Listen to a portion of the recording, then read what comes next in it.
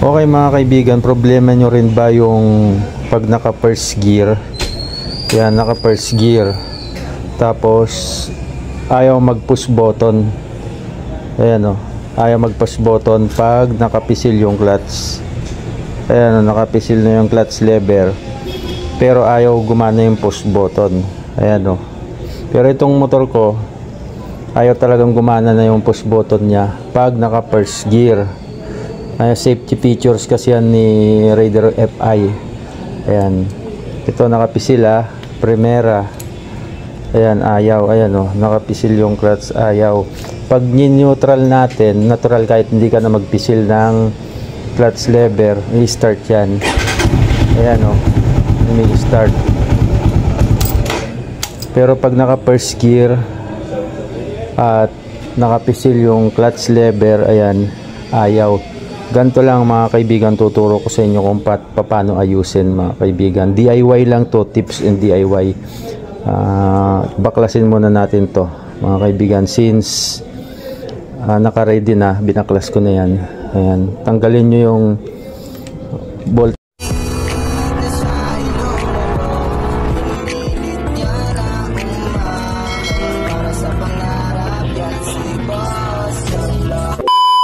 Dito sa lever, ayan, tanggalin nyo yan. Tapos ito rin, tanggalin nyo rin.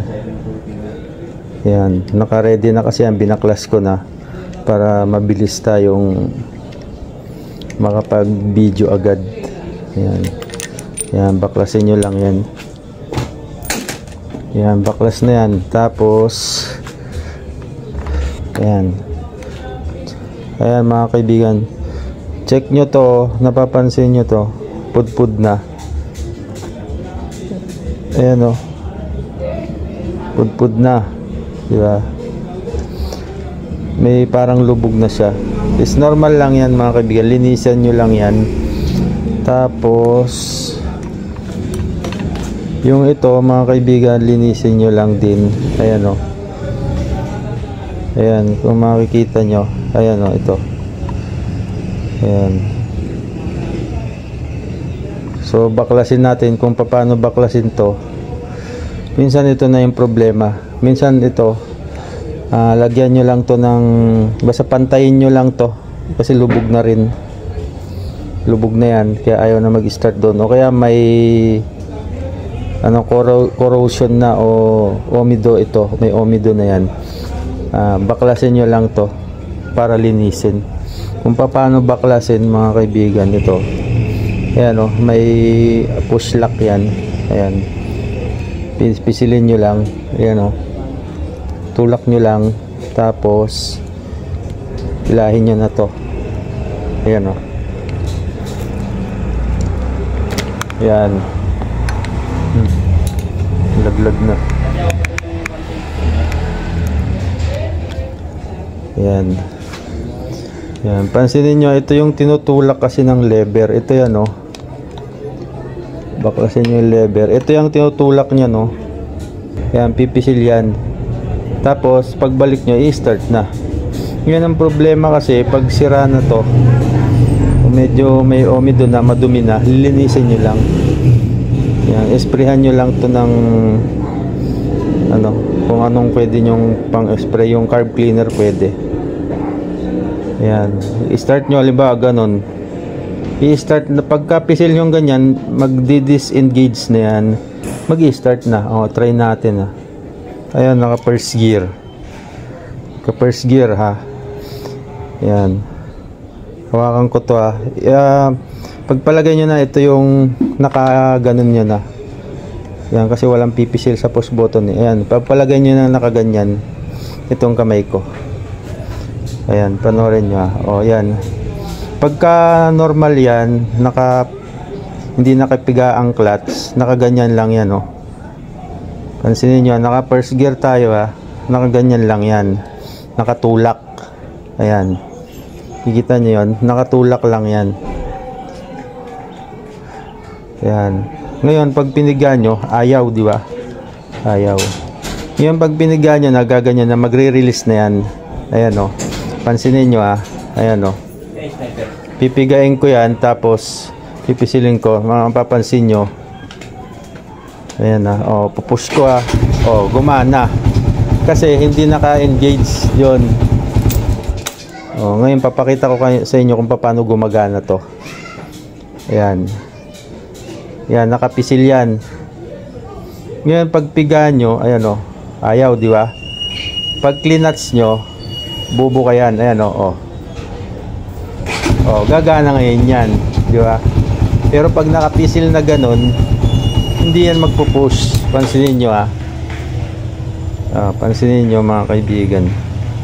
Ayan, push button. Ito tingnan nyo, naka first gear tayo ayan, pag nakapisil yan, ibig sabihin yung clutch, naka-engage yung clutch. Ngayon pag pinisil nyo na yung clutch, ayan, push button na. Ito pagpalagay nyo na to, pinisil yung clutch, push button tayo. Pag pisil, ayan, steady ko lang to para makita nyo, steady yan. Pagpalagay na natin, yung clutch, naka steady lang. Ayan, push natin ito yung clutch. Pag pisil nyo, ayan, tapos balik na uli, under na. Gets nyo? Ngayon ang problema, pag sira na ito or madumi, kahit anong pisil nyo ng clutch, hindi yan gagana mga kaibigan. Ngayon ang gagawin nyo, ganito lang, linisin nyo lang to. Yan, linisin nyo lang yan. May spring kasi sa loob nyan. Ayan kung paano baklasin, huwag nyo nang babaklasin, linisin nyo lang. Tapos ito namang lever, may hukay na, gawin mong ayan may hukay na, gawin nyo ng parang para walang hukay yan. So ganun lang mga kaibigan kung paano gawin. So yun lang mga kaibigan, binigyan ko na kayo ng tips kung paano gawin at paano ibalik. Ganito lang naman, ayan kung paano ibalik. Ayan, ito yung gawin niya, ito yung tinutulak pag aalisin mo. Ayan pinupus mo yan ayan, balik nyo lang na ganyan ayan, balik nyo lang. Yan, gawin nyo. So ayun lang mga kaibigan, ganun lang. Kung ayaw na, pagka nalinis nyo na tapos ayaw gumana at yung parang hukay dito, yung ito, nagawa nyo na ng paraan, or yan, nagawa nyo na ng paraan, ano na lang kaibigan, ganun lang gagawin nyo. Pag nagawa nyo na ng paraan o may pamalit ka, palitan nyo to. Kung ayaw pa rin gumana, ito na yung papalitan nyo mismo. Pag nilinis nyo ayaw, ibig sabihin sira na to.